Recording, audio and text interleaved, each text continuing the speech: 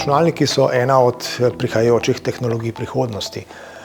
Vsi smo mogoče že slišali za kakšno od neverjetnih aplikacij, ki jih ideja kvantnega računalnika ponuja. V tej raziskavi, o kateri govorimo, pa smo uspeli pravzaprav najti eno od prvih zares koristnih aplikacij kvantnega računalnika. Namreč simulirali smo transport v nekem abstraktnem kvantnem materialu, ki predstavlja neko čist novo vrsto transporta.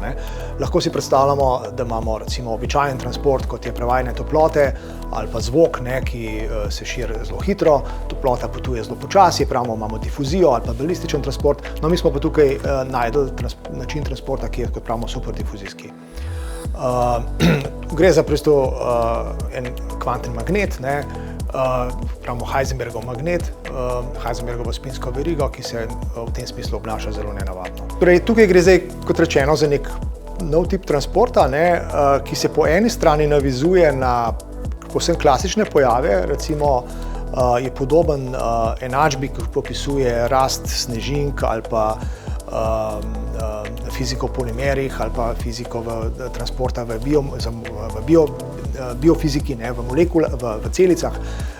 Po drugi strani pa gre za verjetno povsem nov tip transporta, ker se določene lastnosti ki jih vidimo, obnašajo povsem drugače. Tako da tukaj se zdaj obetamo, da je ta simulacija s kvantnim računalnikom dala prvo evidenco, prve dokaze, prve empirične dokaze, da gre za tukaj nekaj čisto novega, kar je treba še posebej razumeti. Ja, meni se zdi, da je to predvsem zanimivo, ker v bistvu je začetek neke nove ere raziskovanj v teoretični fiziki z uporabo kvantnega računalnika kot zares koristnega orodja. To me malo spominja na situacijo izpred 70 let, ko so fiziki začeli uporabljati digitalne računalnike po drugi svetovni vojni, ko so postali zadosti zmogljivi, in to je odprlo potem cel kup novih področij v fiziki. Objava v prestižni reviji Science je ponovno potrdila odličnega dela na Univerzi v Ljubljani, še posebej na področju kvantnih tehnologij, ki so trenutno tudi na evropskem nivoju ena od prvih tehnoloških prioritet.